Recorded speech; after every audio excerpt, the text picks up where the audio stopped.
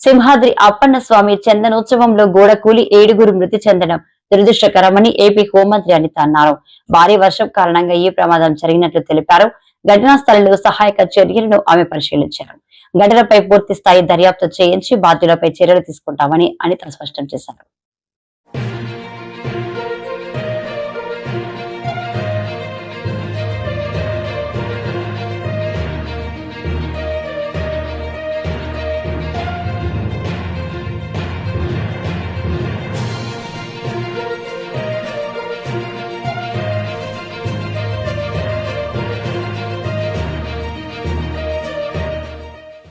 చాలా దురదృష్టం.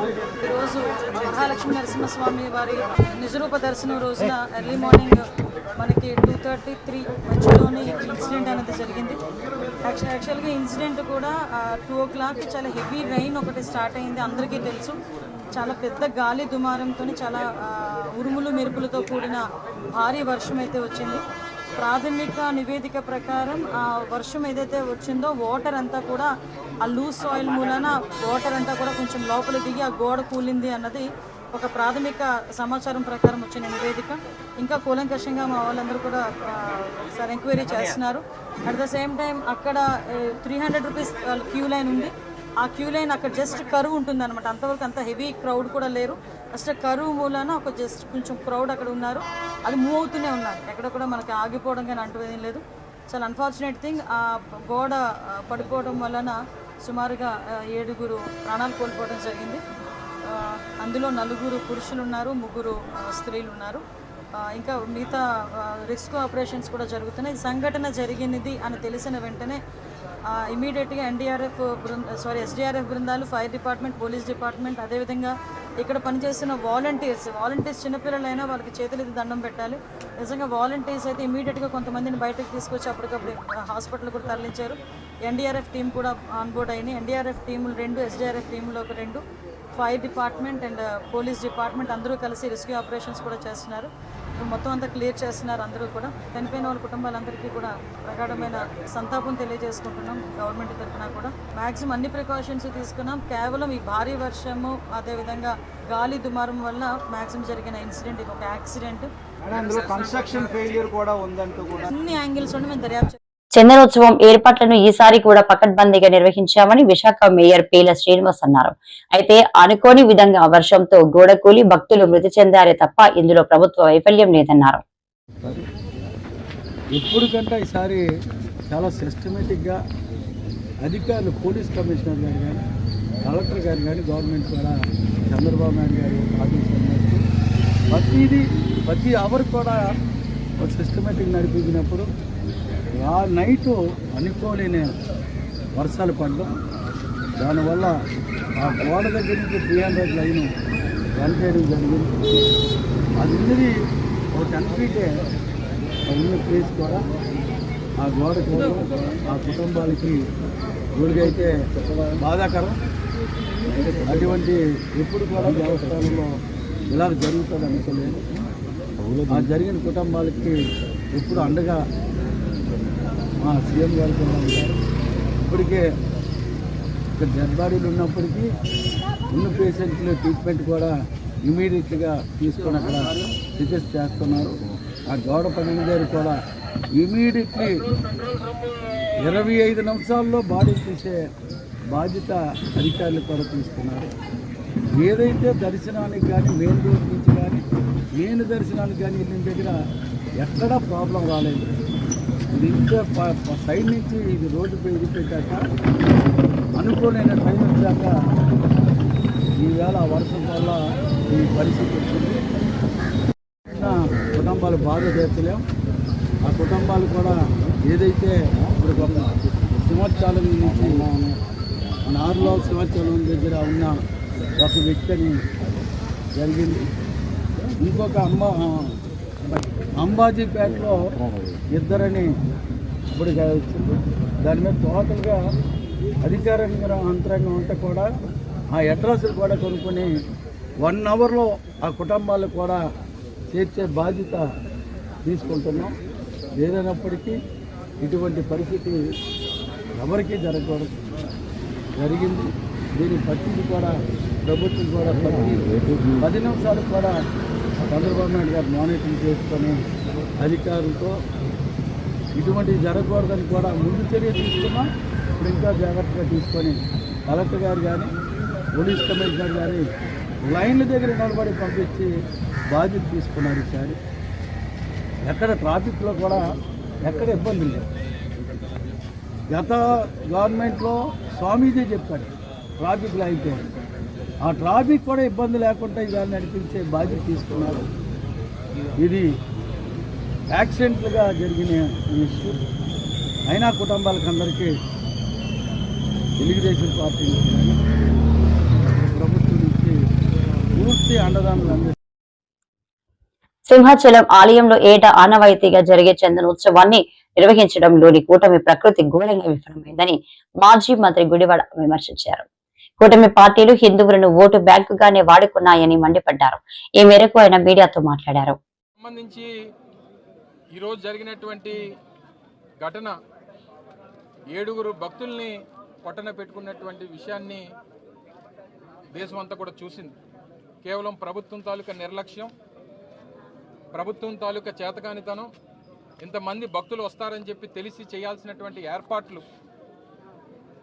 ఏర్పాట్లు కూడా అంటే చందనోత్సవం అనేటువంటిది ప్రతి సంవత్సరం ఏ రోజు వస్తుంది అనేటువంటిది డిపార్ట్మెంట్కి తెలుస్తుంది. ఏ రోజుకి ఏర్పాట్లు అనేటువంటి పూర్తి చేయాలనేటువంటిది అది ప్రభుత్వం తాలూకా బాధ్యత. కేవలం 3 రోజులు 4 రోజుల క్రితం గోడ కట్టి దానికి కనీసం క్యూరింగ్ చేయకుండా గోడ కట్టాల్సినటువంటి రూల్స్ అండ్ రెగ్యులేషన్స్ ఏవైతే ఉన్నాయో లేదా దానికి సంబంధించిన టెక్నికల్ ప్రొసీజర్స్ ఏవైతే ఉన్నాయో అవి ఫాలో అవ్వకుండా కేవలం గోడ కట్టేయాలన్నటువంటి ఉద్దేశంతో గోడ కట్టేసి క్యూరింగ్ కూడా చేయకుండా ఈరోజు నిన్న రాత్రి సహజంగా మీ అందరికీ తెలుసు ఆనవాయితీ ప్రకారం మరి ఆ దేవుడి కృప ఏంటో తెలియదు కానీ చందనోత్సవం అంటే వర్షం అనేటువంటిది ప్రతి చందనోత్సవానికి ఆ దేవుడి లీలో ఏంటో తెలియదు కానీ ప్రతి సంవత్సరం చందనోత్సవం రోజున వర్షం పడుతుంటుంది ఈ ప్రాంతంలో అనేటువంటిది ఈ ప్రాంతంలో ఎవరిని అడిగినా చెప్తారు. సరే గాలి వచ్చింది, వాన వచ్చింది, ఇవన్నీ ప్రభుత్వానికి సాకుల్లా కనబడచ్చు. కానీ మీరు చేసినటువంటి ప్రక్రియలో ఆ గోడకి భక్తులకు సంబంధించినటువంటి ఈ టెంట్లు వేయడానికి, ట్రస్సులు వేయడానికి ఏదైతే ఏర్పాట్లు చేశారో ఆ క్యూరింగ్ అవునటువంటి గోడకు తీసుకొని వచ్చి ట్రస్సులన్నీ కూడా తగిలించి దానికి మేకులు కొట్టి పూర్తిగా ఆ గోడని సపోర్ట్ కింద తీసుకొని ఏర్పాట్లన్నీ కూడా చేశారు. ఒక పక్క గాలి, ఒక పక్క ఇప్పుడే పైలా ప్రవీణ్ అని చెప్పి ఇందులో గాయపడినటువంటి యువకుడిని విమ్స్ హాస్పిటల్లో తనని పరామర్శించి రావడం జరిగింది.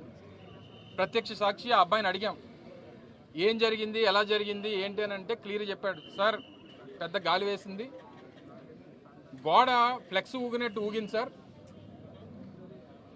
అది ఆ చీకట్లో మాకు లైటింగ్ కూడా లేదు ఆ టైంలో, అది గోడో లేకపోతే ఫ్లెక్సో ఏంటో తెలియలేదు, కళ్ళు మూసి తెసి లోపు మొత్తం గోడంతా కూలిపోయింది, కిందన ఉండిపోయారు. నాకు ఏమో ఆ కుర్రోడికేమో ఆ ఐరన్ ట్రస్ ఏదైతే ఉంటుందో అది వచ్చి కాలు మీద పడిపోయి ఆ యాంకిల్ బ్రోన్ అనేటువంటిది ఫ్రాక్చర్ అయ్యింది. అంటే క్యూరింగ్ అవునటువంటి గోడకు తీసుకుని వచ్చి ఆ గోడ ఇది కూడా మీరు చూస్తే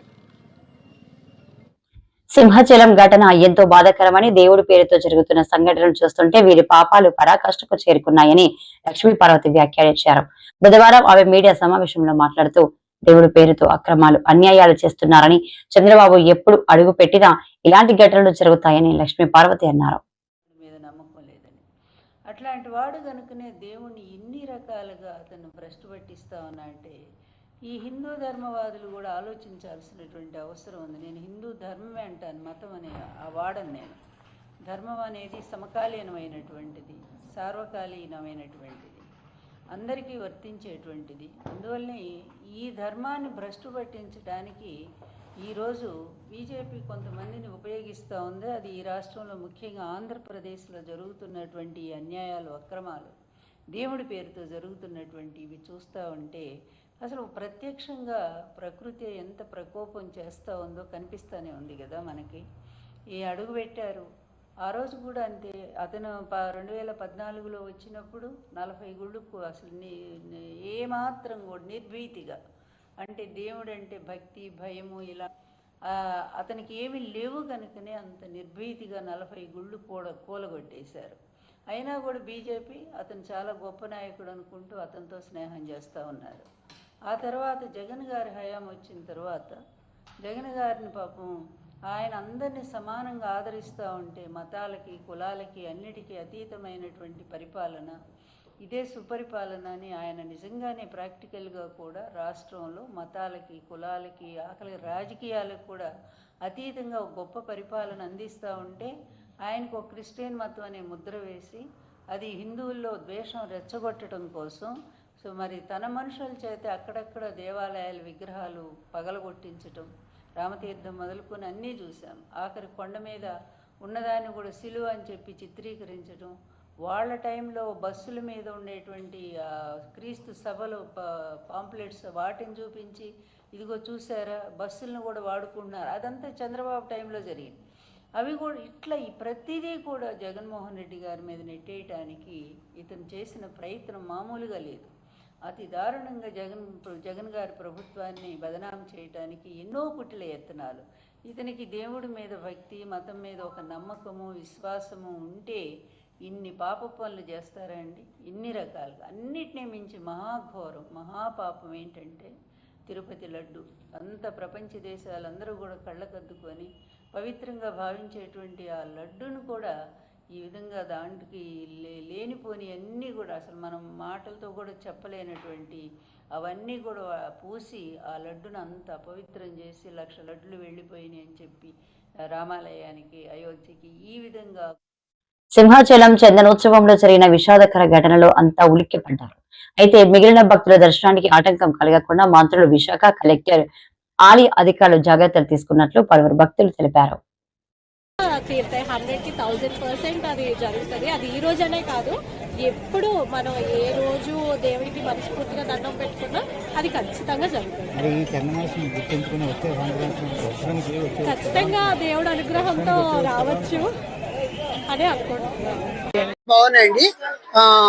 మేము 1000 రూపాయలు పెట్టి టికెట్ కొనుక్కుని వచ్చాము. మాకు తెలిసింది ఏంటంటే 300 రూపాయలు 1000 రూపాయలు 1500 రూపాయలు కలిపేసి పంపించారని చెప్పారు. కొద్దిసేపు కొంచెం ఇబ్బంది పడ్డాము. అది కనుక కరెక్ట్ చేస్తే కనుక ఇప్పుడైనా సరే కరెక్ట్ చేస్తే కనుక బాగుంటుంది. మేము అనుకున్న దానికంటే కూడా తక్కువ టైంలోనే మాకు దర్శనం అయిపోయింది. సో సౌకర్యాలు వాటర్ బాటిల్స్ అన్ని పెట్టారండి, అవన్నీ బాగున్నాయి. ప్రతి చోట కూడా వాటర్ బాటిల్స్ అవైలబిలిటీ ఉంది. పోలీస్ కానిస్టేబుల్స్ వాళ్ళంతా కూడా బాగానే ఉన్నారు. ఒక్క మందిరం లోపల మాత్రం 100 to 120 feet డిస్టెన్స్ లో మాత్రం కొంచెం తోపుడు అది జరిగింది. అక్కడ పోలీస్ కానిస్టేబుల్స్ లేరండి లోపల వైపు. అదర్ దాన్ దట్ పోలీస్ అది అంతా కూడా చాలా బాగుంది. ఓవరాల్ అంతా బాగుందండి. అన్ని అరేంజ్మెంట్స్ బాగానే చేశారు. వాలంటీర్స్ పోలీసులు అందరూ కూడా చాలా మంది ఉన్నారు. అడుగడుగున్నా కూడా వాళ్ళు హెల్ప్ చేశారు. ఏదైనా అవసరం అడిగినా ఏదైనా ఇన్ఫర్మేషన్ అడిగినా కూడా వెంటనే చెప్పారండి. అంతా బాగుంది. కొంచెం అంటే ఇంత రష్ లో కొంచెం చాలా తక్కువనే అనుకుంటున్నాను. దర్శనం కూడా చాలా తొందరగా అయిపోయిందండి. మేము అంత తొందరగా అయిపోతుంది అనుకోలేదు, చాలా తొందరగా అయిపోయింది. మేము 1000 రూపాయలు ఇక్కడ తీసుకున్నామండి. మేము హైదరాబాద్ నుంచి వచ్చామండి. మేము ఇంతకుముందు చిన్నప్పుడు 4-5 సార్లు వచ్చామండి. ఈ మధ్యకాలంలో రాలేదు. సో ఈసారి ఎలాగైనా దర్శనం చేసుకోవాలి, చంద్రోత్సవం టైంలో రావాలి అనుకున్నాము, వచ్చామండి. కుటుంబంతో వచ్చామండి హైదరాబాద్ నుంచి. చాలా బాగా జరిగింది, చాలా సంతోషం అండి. దర్శనం అది ఎలా జరిగింది? చాలా ఫ్రీగా, సౌకర్యాలు అన్ని చాలా బాగున్నాయి. మేము వచ్చి 5 అవుతుంది. ఎన్ని గంటల్లో దర్శనం అయింది? 8 అవుతుంది అయిపోయింది. మీరు ఫ్రీ దర్శనం ఉచిత దర్శనం? ఫ్రీ దర్శనం. సదుపాయాలు అన్ని చాలా బాగున్నాయి. అట్లా బాగా చేయాలి. ఓకే, ఆ లైన్ లో వెళ్తున్న ఆ గోడ పడిపోయి ఆ విక్టిమ్స్ బాధితులు ఎవరైతే ఉన్నారో వాళ్ళ మీద పడిపోవడం జరిగింది. మనం గోడ పడిపోయిన వెంటనే పెద్దగా అరుపులు అరవడం వల్ల మన ఆల్రెడీ 2 టీంలు ఇక్కడ డిప్లాయ్మెంట్ ఉన్నాయి. SDRF 16th బెటాలియన్ విశాఖపట్నం వాళ్ళు 2 టీంలు ఇక్కడ డిప్లాయ్ అంటే ఆల్రెడీ ఒక టీం ఏ షిఫ్ట్ ఒక టీం బి షిఫ్ట్ గా ఉన్నతాధికారులు మనకి నిర్ణయించడం జరిగింది. ఒక టీం ఆల్రెడీ మన ఆన్ డ్యూటీలో ఉంది. ఎప్పుడైతే గోడ పడిపోగానే శబ్దం వచ్చి పబ్లిక్ అంతా కొంచెం అరుపులు వినబడుతున్నాయి, ఇమీడియట్లీ మన టీం ఇక్కడికి రావడం జరిగింది. వచ్చిన వెంటనే పడిపోయినటువంటి ఆ గోడనంతా శిథిలానంతా కూడా 2 గంటల పాటు శ్రమించి చివరి వరకు కూడాను 7 మందిని బాధితుల్ని క్షతగాత్రులను బయటకు తీయడం జరిగిందండి. అందులో 7 మందిలో 3 ఆడవాళ్ళు ఉన్నారండి, మిగిలిన 4 మగవాళ్ళు ఉన్నారండి. ఇంకెవరైనా క్షతగాత్రులు ఉండే అవకాశం లేదండి. 5:30 వరకు కూడా లాస్ట్ క్షతగాత్రులను బయటకు తీయడం జరిగింది. మిగిలిన ఇంకెవరైనా ఉన్నారనే ఉద్దేశంతో ఇప్పుడు వరకు కూడా 7 గంటల వరకు కూడా 1 గంటన్నర పాటు ఉన్నటువంటి శిథిలాలంతా కూడా తొలగించి క్షుణ్ణంగా పరిశీలించి అవన్నీ తొలగించిన తర్వాత మనం కన్ఫర్మ్ చేసుకున్నాము. మిగిలిన ఎవరు కూడా కింద ఎవరు కూడా క్షతగాత్రులు మరి లేరు. అదండి. సింహాచలం చందనోత్సవంలోని పాల్గొని స్వామివారి నిజ స్వరూప దర్శనం కోసం వెళ్లిన భక్తులు 7 గోడకూలి దుర్మరణం చెందడం దురదృష్టకరమని మాజీ మంత్రి వెల్లంపల్లి అన్నారు. సింహాచలం దుర్ఘటనకు ఖచ్చితంగా ప్రభుత్వ వైఫల్యమే కారణమని ఆయన స్పష్టం చేశారు. అభివృద్ధిలో గాని హిందువులు ఎవరైతే భక్తులు ఉన్నారో వాళ్ళకి సౌకర్యాలు కల్పించడంలో గాని పూర్తిగా కూడా నిర్లక్ష్యం వహిస్తుంది. దీనికి ఉదాహరణగా చెప్పాలంటే మనం 2014 నుంచి 19 వరకు కనుక చూసుకుంటే ఆ రోజున ఎన్డీఏ కూటమి ప్రభుత్వం దుర్మార్గంగా కృష్ణ పుష్కరాలని చెప్పని విజయవాడ నగరంలో ఎన్ని దేవాలయాలు కూల్చేశారు. ఆ దేవతామూర్తుల్ని మున్సిపల్ కార్పొరేషన్ వ్యాలల్లో తరలించడం మనం చూసాం. మున్సిపల్ చెత్త బండుల్లో దేవుడి విగ్రహాలు తీసుకెళ్లిన పరిస్థితి 2014 నుంచి 19 టైంలో చూసాం.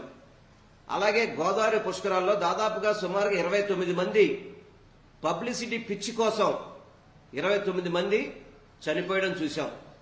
ఇలా దుర్మార్గంగా కూటమి ప్రభుత్వం వచ్చిందంటే హిందూ భక్తులందరికీ కూడా చనిపోవడం అనేది ఒక ఆనవాయితీగా ఈ కూటమి ప్రభుత్వం పనిచేస్తుంది. అదేవిధంగా ఈరోజు సింహాచలంలో 7 చనిపోవడం అనేది ఇది ఎంతవరకు సమంజసం? కూటమి ప్రభుత్వం ఏం చేస్తుంది? ఏర్పాట్లు సింహాచలం దేవాలయంలో ఎందుకు ఏర్పాట్లు చేయలేదు? ఏదో చంద్రోత్సవానికి చంద్రబాబు గారు వస్తారు, పవన్ కళ్యాణ్ గారు వస్తారు, వీఐపీలు వస్తారని చెప్పని అడావుడిగా నాసు రకంతో ఒక గోడ నిర్మించారంట. అది 4 రోజుల్లో గోడ నిర్మించారంట. దానివల్ల ఈరోజు భక్తులు చనిపోవాల్సిన పరిస్థితి. అంటే లక్షలాది మంది భక్తులు వచ్చేటప్పుడు కనీసం నిర్మాణాలు చేపట్టే దాంట్లో క్వాలిటీ కానీ టైం కానీ చూసుకోవాల్సిన పని లేదా అంటున్నా. వీళ్ళు చందనోత్సవం మీటింగుల్లో చేసేది ఏంటంటే రివ్యూ మీటింగ్ ఒకసారి జరిగింది. ఆ మీటింగ్లో ఎమ్మెల్యేలు నాకు టికెట్లన్నీ, మీకు టికెట్లన్నీ, మాకు పాసులన్నీ, మాకు గౌరవం లేదని చెప్పని సాక్షాత్తు అక్కడ ఎమ్మెల్యే బండారు సత్యనారాయణమూర్తి గారు మాట్లాడారు. ఆల్రెడీ వాళ్ళు టికెట్లు పాసుల కోసం మాట్లాడారు తప్ప భక్తుల సౌకర్యాల్లో కానీ భక్తుల అక్కడ అవసరానికి కావాల్సిన పనుల్లో కానీ ఎక్కడా కూడా చొరవ చూసిన పరిస్థితి లేదు. హోమ్ మినిస్టర్ అదే జిల్లాలో ఉంటారు. అదేవిధంగా మన ఎవరో రెవెన్యూ మినిస్టర్ గారు ఉన్నారంట అక్కడ. మరి ఎండోమెంట్ మినిస్టర్ గారు వెళ్ళారో వెళ్ళలేదో తెలియదు. కానీ రాష్ట్ర ప్రభుత్వం వైఫల్యం వల్లే సింహాచలంలో ప్రమాదం జరిగిందని సిపిఎం కార్పొరేటర్ గంగారావు అన్నారు. మంత్రుల కమిటీ నెల రోజుల నుంచి ఏం పర్యవేక్షణ చేశారని ప్రశ్నించారు. సనాతన ధర్మం అంటూ పవన్ కళ్యాణ్ ప్రచారాలు చేయడం తప్ప పాటించడం లేదని వ్యాఖ్యానించారు. అనేక మంది క్షతగాత్రులై ఆసుపత్రుల్లో కొట్టుమిట్టాడుతూ ఉన్నారు. ఇది తీవ్రమైనటువంటి ఆందోళన కలిగిస్తున్నటువంటి ఘటన. ఈ చర్యకి బాధ్యులు ఎవరనేటువంటిది నేను ప్రశ్నిస్తూ ఉన్నాను. రాష్ట్ర ప్రభుత్వం తగిన భద్రతా చర్యలు తీసుకున్నట్లయితే, తగిన కట్టుదిట్టమైనటువంటి చర్యలు తీసుకున్నట్లయితే ఈ దుర్ఘటన జరిగుండేది కాదు. ఈ 7 ప్రాణాలు కోల్పోయే వాళ్ళం కాదు. రాష్ట్ర ప్రభుత్వానికి తెలుసు, చందనోత్సవానికి కొన్ని లక్షల మంది భక్తులు రాష్ట్ర వ్యాప్తంగా వస్తారనేటువంటిది. కానీ దానికి అనుగుణంగా ఎందుకు భద్రతా చర్యలు చేపట్టలేదు? భక్తులు ప్రాణాలు కాపాడటానికి, వాళ్ళకి సౌకర్యాలు కల్పించడానికి అన్ని రకాలైనటువంటి చర్యలు ఎందుకు తీసుకోలేదనేటువంటిది రాష్ట్ర ముఖ్యమంత్రి చంద్రబాబు నాయుడు గారిని నేను అడుగుతూ ఉన్నాను. రాష్ట్ర ప్రభుత్వం యొక్క వైఫల్యం తీవ్రంగా కనిపిస్తూ ఉన్నది. ఇప్పుడు గోడ కూలిపోయింది. అదేమన్నా కొండ కాదే, క్యూ లైను. భక్తులు దర్శనానికి వెళ్లేటటువంటి క్యూ లైన్ ఎలా కూలిందని నేను అడుగుతూ ఉన్నాను. ఈ ప్రభుత్వం వచ్చిన తర్వాత కట్టినటువంటి క్యూ లైన్ ఆ గోడ. వర్షం వచ్చిందంటున్నారు. వర్షం వచ్చింది ఇది ఒక సాకు. విశాఖపట్నంలో ఎక్కడైనా ఒక చిన్న గోడ కూలిందా ఈ వర్షానికి నేను అడుగుతూ ఉన్నాను. సింహాచలంలోనే ఆ దేవస్థానం క్యూలైనా ఎందుకు కూలింది? విచారణ జరపండి. ఈ విచారణకు బాధ్యులుగా ఇప్పుడు ఎవరో ఒకరిని, ఒక అధికారిని బకరా చేసేసి వాడిని బాధ్యుని చేస్తున్నారు. ఇది తప్పు. మరి దేవాదాయ మంత్రి ఏమైంది? వారి మంత్రి ఏం చేశారు? అలాగే మంత్రులు కమిటీ చేశారు, వాళ్ళు ఎక్కడ సమీక్షలు చేశారు? అలాగే ఆ నియోజకవర్గం సంబంధించినటువంటి ఎంపీ, పార్లమెంట్ ఎంపీ భరత్ గారు ఎక్కడున్నారు? తిరుపతిలో తొక్కిసలాట ఘటన మరవక ముందే సింహాచలంలో గోడకూలి భక్తులు మృతి చెందడం చాలా బాధాకరం. సింహాచలం దేవస్థాన చరిత్రలో ఇలాంటి దుర్ఘటన ఇప్పటి వరకు జరగలేదు అని వరదు కళ్యాణి అన్నారు. దురదృష్టకరం అండి, ఎంతమంది చనిపోవడం అసలు ఈ సింహాచలం దేవస్థానం చరిత్రలోనే ఎప్పుడు ఇలా జరగలేదు. చాలా దురదృష్టకరమైన సంఘటన జరిగింది. ఆ కుటుంబాలకు మనోస్థైర్యం ప్రసాదించాలని ఆ స్వామిని కోరుతున్నాను. మనందరికీ తెలుసు సింహాచలం దేవస్థానం తాలూకు చందనోత్సవం అంటే ఎన్నో రోజుల నుంచి వెయిట్ చేస్తారు. ఎప్పుడు ఆ రోజు వస్తుందా, స్వామిని నిజరూప దర్శనం చేసుకుందామని ఎదురు చూస్తారు. అలాంటిది పక్క రాష్ట్రాల నుంచి కూడా భక్తులు వచ్చి క్యూ లైన్లో నిల్చొని స్వామిని దర్శించుకోవడానికి ప్రయత్నిస్తూ ఉంటారు. అలాంటి పరిస్థితిలో ఇలా గోడ కూలిపోయి 7 మంది చనిపోవడం అంటే నిజంగా చాలా బాధాకరం. ఇందులో మాత్రం మా క్లియర్గా నాణ్యతా లోపం, ఈ గోడలో మాత్రం నాణ్యతా లోపం కనిపిస్తుంది. ఈ చందనోత్సవం కోసమనే ఆ గోడ కన్స్ట్రక్ట్ చేశారని తెలుస్తూ ఉంది. అది పట్టుకుంటేనా పడిపోయేంత లూజ్గా ఉంది ఆ గోడ. అంత నాణ్యత తక్కువతో ఆ గోడని ఎవరు కట్టారా ఏంటా, ఎంత నిర్లక్ష్యం ఉంది అనేది క్లియర్గా కనిపిస్తూ ఉంది. ఎంత నాణ్యత లోపంతో గోడ కట్టిన వాళ్ళ మీద తగిన చర్యలు తీసుకోవాలని మేము డిమాండ్ చేస్తున్నాము. అలాగే ఈ క్యూ లైన్ కూడా ఆ కొత్త గోడ పక్క నుంచి ఎందుకు పెట్టారో అర్థం కావట్లేదు. కనీసం ఇక్కడ లైటింగ్ లేదు, అలాగే సీసీ కెమెరాస్ కూడా లేని పరిస్థితి అనేసి ఇక్కడ అందరూ కూడా చెప్పారు ఆ టైంకి. సో ప్రభుత్వం మరింత జాగ్రత్త వహిస్తే బాగుండేదని మేము భావిస్తూ ఉన్నాము. అలాగే చనిపోయిన వాళ్ళకి కాంపన్సేషన్ ఇవ్వాలి. గాయపడిన వాళ్ళు కూడా ఉన్నారు కాబట్టి వాళ్ళకు కూడా సరైన వైద్యం అందేట్టుగా ప్రభుత్వం చూడాల్సిన బాధ్యత ఉంది. తక్షణమే బాధ్యుల మీద చర్యలు తీసుకోవాల్సిందిగా మేము కోరుతున్నాము.